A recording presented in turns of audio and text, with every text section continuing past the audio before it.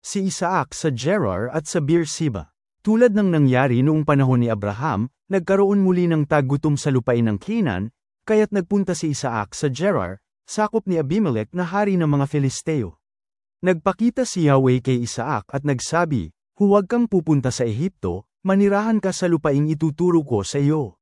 Dito ka muna, sasamahan kita at pagpapalain. Ibibigay ko sa iyo at sa iyong lahi ang buong lupaing ito, tulad ng aking ipinangako sa iyong amang si Abraham. Pararamihin kong gaya ng mga bituin sa kalangitan ang iyong lahi, at ibibigay ko sa kanila ang lahat ng lupaing ito.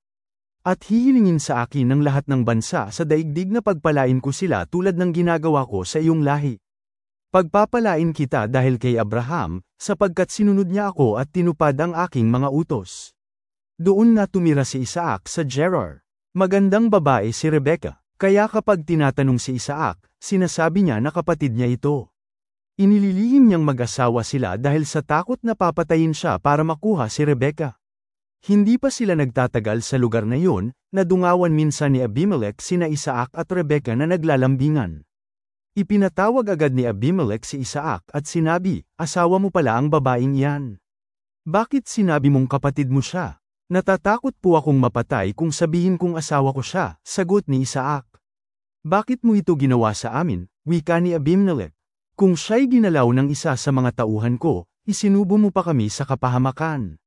At sinabi ni Abimelech sa kanyang nasasakupan, papatayin ang sinumang umapi sa mag-asawang ito.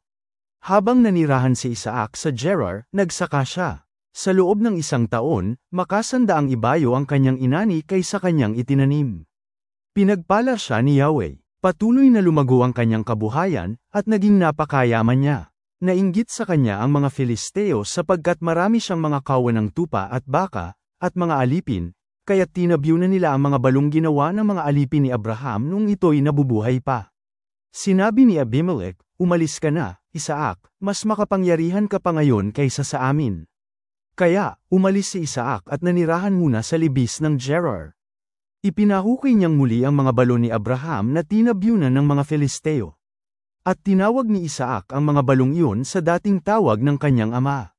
Nakahukay ang mga tauhan ni Isaac ng isang malakas na bukal sa libis, ngunit nakipag-away ang mga pastol na taga-Gerar sa mga pastol ni Isaac at inangkin ang bukal ng tubig na iyon. Kaya tinawag ni Isaac ang balong iyon na balon ng away, sapagkat inaway sila ng mga tag-Aron. Nang makahukay muli sila, nakipagtalo na naman sa kanila ang mga taga-Gerar, kaya tinawag naman itong balon ng pagtatalo. Lumayo sila roon at hamukay ng ibang balon. Wala nang umangkin ito, kaya tinawag niyang balon ng kalayaan.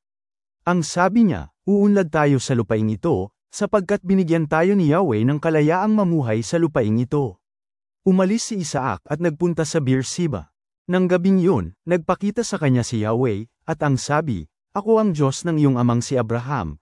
Huwag kang matakot, sapagkat sasamahan kita, pagpapalain kita, at pararamihin ko ang iyong lahi, alang-alang kay Abraham na tapat kong alipin." Nagtayo si Isaac ng altar doon at sinamba si Yahweh. Tumigil sila sa lugar na iyon at hamukay muli ng balon ang kanyang mga alipin.